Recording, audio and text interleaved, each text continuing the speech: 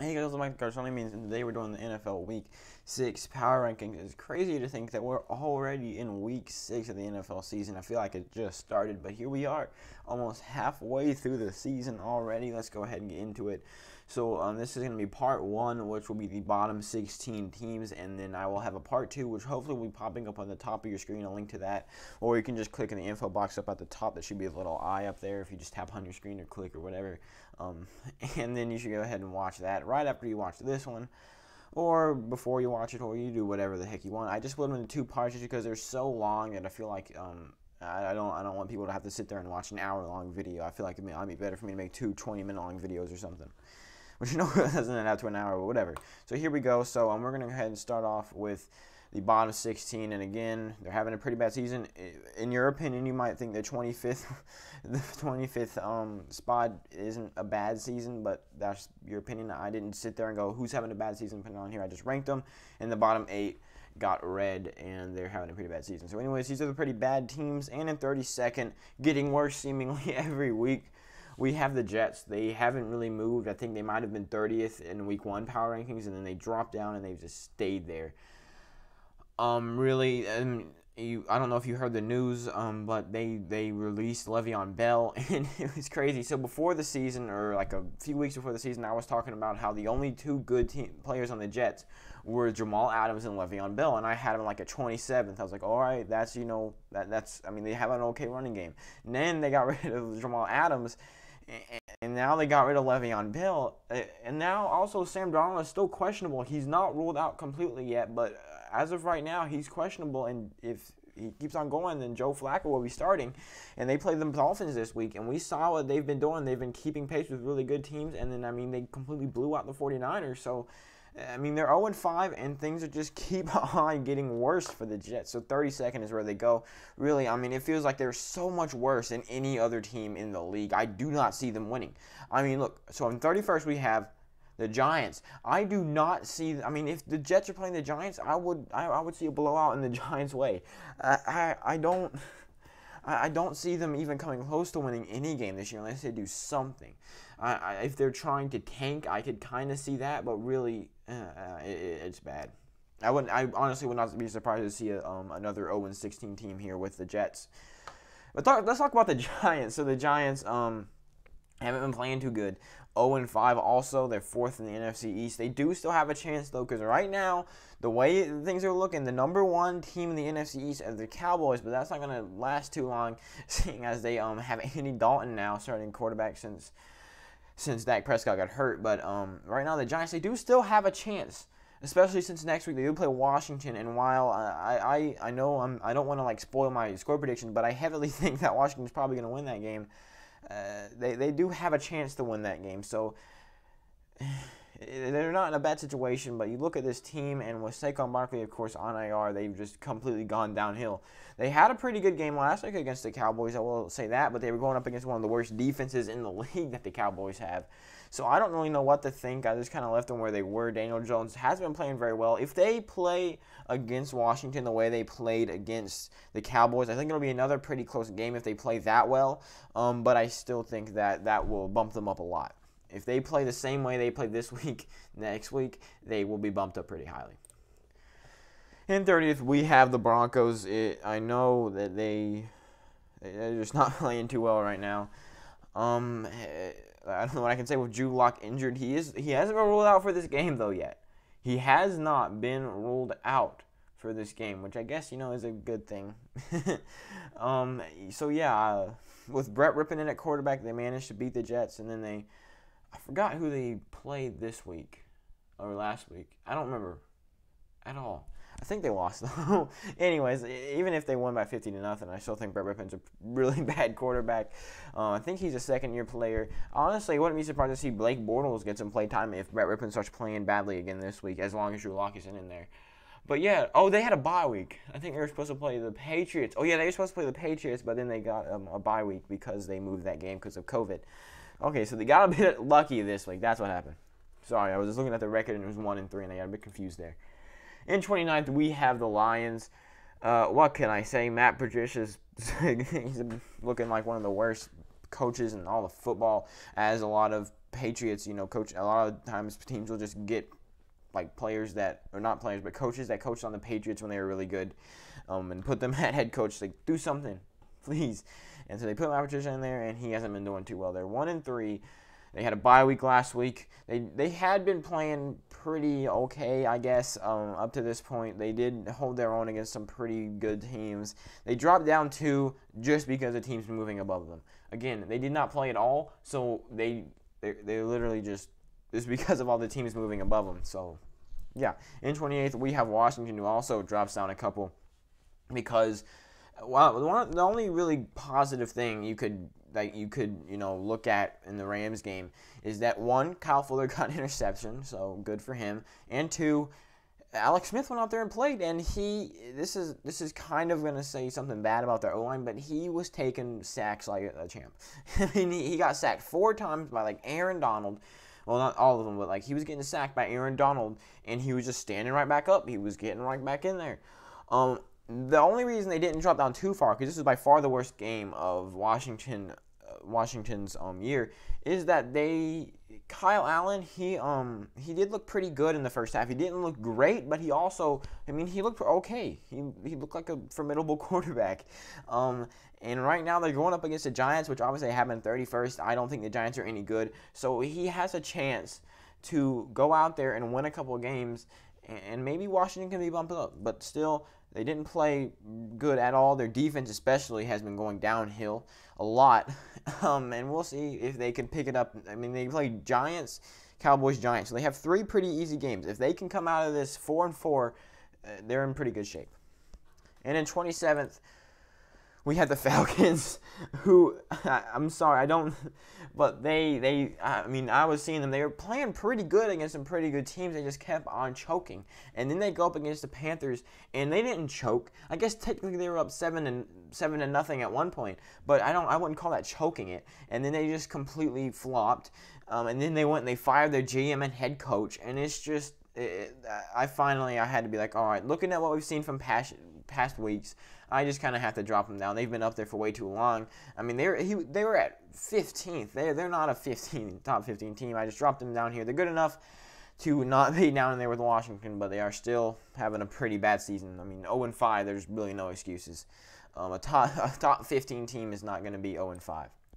And then at 26th, we have the Jaguars, who only dropped down 1, but I think at one point they might have been, I think they were like 11th at one point. But they've been slowly, if you've been watching, they've been slowly making their way down my power rankings, and now they find themselves in 26th. Just bad game after bad game. They had a pretty good chance this week against the Texans, who fired their head coach, and they get beat like 30-14. And yeah, it's just not looking good for the Jaguars. They had a couple good weeks there at the beginning of the season, but at this point, that's far history. And yeah, I mean, it's kind of like exactly what happened last year. Gardner Minshew went out there last year and was winning games like crazy, and then he kind of started flopping, and that is exactly what is happening so far. If they can pick things back up, maybe they can take this 1-4 start and do something with it, but I don't see that happening. And then in 25th, we have the Dolphins, who bump up 4 because they've been having really good games. Fitzmagic has had, I think, almost like 4 straight games where he has been playing really well.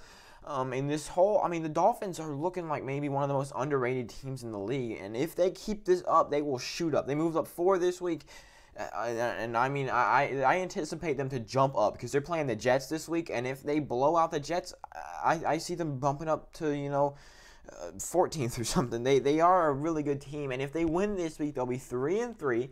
And that they seriously have a chance this year. Even if they sit Tagovailoa for the whole year, I still think that they have a chance with Fitzmagic to go somewhere. I may be, going crazy, but that's just what I think. All right, now, this has been pretty long down here. We're going to try to speed things up here with meh. They could be doing better. This is like the meh teams. I'm sure a few of them, you could go 24th probably and say, they're doing pretty bad, but you could also go to 17 and say, hey, they're doing pretty good. But most of these will just be like, they're doing okay. They're doing meh. In 24th, we have the Cowboys, who dropped down. They dropped down from 17th. They dropped down from 17th here. They lost their starting quarterback. The only reason they don't plummet down and they don't, I guess dropping down 7 is a pretty big plummet. But the only reason they don't go down any further is because Andy Dalton, we've seen him, he isn't terrible. And even last week, we did see him make some good throws. I mean, he did bring them back to that comeback. He did lead them. He didn't lead them to a win, but he was able to hold out there and beat the Giants.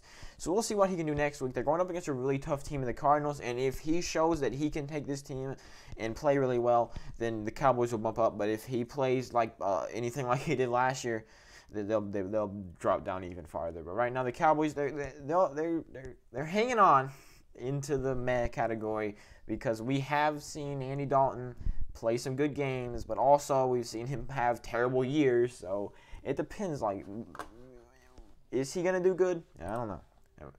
On 23rd, we have the Patriots. They didn't play at all. So normally when a team doesn't play, I try to give them nothing. Of course, nobody. They ended up staying in the same place. But yeah, if they had moved, it would have had nothing to do with them and a lot to do with the teams moving around them. But they stay at 23rd. And if I was about to say if Cam Newton is in this next game, but no, Cam Newton has already been ruled out. So yeah, the Patriots, they are staying at 23rd, and if Cam Newton gets back in there, they will leap back up. But right now, 23rd is where they stay. In 22nd, we have the Philadelphia Eagles.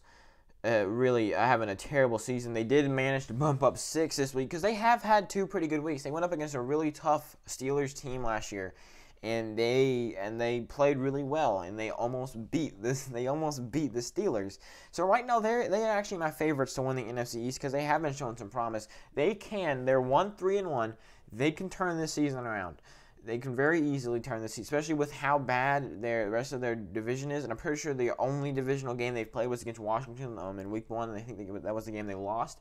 So they, as of right now, have 5 more pretty easy divisional games right there. So it'll be interesting to see if they can keep on improving, if they can keep on working out mistakes, and I mean if they keep on winning, if they're 2-3-1, 3-3-1, they can definitely take this season and they can go places with it. But if they start flopping again, you'll see a big red 5 or something next week. And in 21st, we have the Vikings. They dropped down, but really they have been impressing me a lot. One of the reasons they dropped down is because Dalvin Cook got injured and he's expected to be out this week. But they're looking like they were a team they were last year. They are looking like a semblance of that team. And right now, with Dalvin Cook injured, it doesn't look like they're going to be able to. I mean, that's a big loss right there. But the Vikings, they're going to have to. They're going to have to keep it up. They're going to have to keep on improving if they want to move up my power rankings. They dropped down 3 mainly because, 1, they lost, and 2, Dalvin Cook got injured, which is one of their best players. And yeah, so the Vikings, they dropped down 3. They're far above where I had them a few weeks ago, but right now they are, in my opinion, before Dalvin Cook got injured, they were doing much better. We'll see what they can do with Alexander Mattison and Mike Boone, but yeah. And then entering the top 20, we had the Bengals, who move up a couple despite the fact that they got absolutely murdered this week against the Ravens, 27-3. It's probably just an off game for Joe Burrow, and again, they moved up mainly because the teams around them that really had absolutely nothing to do with their gameplay. But the Bengals, they're 1-3-1. They're not looking like they're going to do anything, but Joe Burrow, at least in the first 4 games, looked like a really good QB, and as long as he doesn't let this one game affect him, we'll see what happens. Next week, if he comes out next week and he is in a slump and he starts playing badly, that's going to say a lot about his character, and that is going to drop his stock a lot, and the Bengals are going to plummet.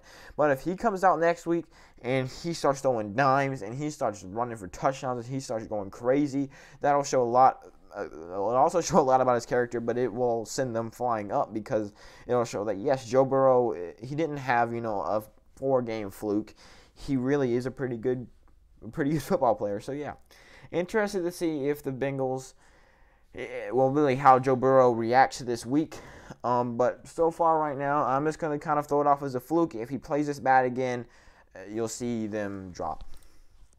19th, we have the Panthers, who beat the Cardinals, and now they are 3-2. They've won 3 in a row, which I don't mean to make Panthers fans mad. Last year, they started 0-2. They won 4 in a row. They went 5-1 after that, and then I think they lost every single other game. I think they lost 8 straight. So I wouldn't get too hyped up yet, but the Panthers are 3-2. They did just wipe the floor with the Falcons. Therefore, they bump up one spot. They probably would have bumped up more, but I think the people moving around them kind of stopped that. But anyways, the Panthers, they bump up one with the win.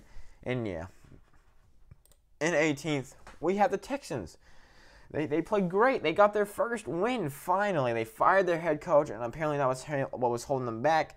I know the only reason they didn't jump up again is because they were playing a pretty bad Jaguars team. If they show up next week or whenever against a formidable team and they play that well, then I'll definitely move them up a lot. But right now they're 1-4, and it's not looking too good, record-wise. But maybe this offseason they can, get some kind of help on that offense, and they really need to change things. But they need to get a head coach and need to get a lot of stuff on this offense. They have a lot of stuff to change if things don't go too well. But right now, they're 1-4. They've been playing pretty well. I'll be interested to see what they can do for the rest of the season. And finally, last team in this video, in 7th, we have the 49ers, who, despite the fact they lost, managed to bump up 4. I think a lot of that has to do with the fact that Jimmy G's finally back in there. And yes, he had a bad game last week, but like I was talking about, the Dolphins have held their own against really good teams. We've seen a lot of good teams get blown out by bad teams and then go right back to being good. And a lot of they move up. A lot of it has to do with Jimmy G, but a lot of it also has to do with teams moving around them. I think just Jimmy G moves them up 2 spots. But right now, we'll have to see if they get blown out again next week. They will, and they're 2-4. We're gonna see them drop. But if Jimmy G goes out there and he takes them to a win, and he looks like he did last year and earlier in this season, yeah, he's gonna bump up. But yeah, thank you for watching me stumble through my words. Now I'm literally in a couple seconds going to stop this video and then instantly start another one and record. So if you want to, go ahead, click that link or click the info box, however you want to do it, and go to part 2, and you can go ahead and watch me do the top 16 teams. Anyways, I'm going to do my outro. Thank you guys all so much for watching this whole video. I know it was pretty long. I was rambling a lot. If you like football, we do this kind of stuff every single week. We do predictions, we do power rankings, we do reactions, we do all kinds of stuff. So you can go ahead and subscribe, like the video. And in my description, you'll find links to all my socials. That's Instagram, Twitter, even a Patreon link down there to help me start a podcast. So yeah, I'd be really grateful if you went ahead and followed me on all my platforms. Yeah, anyways, I'm just grateful you watched this video. But yeah, thank you guys so much for watching, and I hope to see you in the next one. In fact, I know I will. Or else.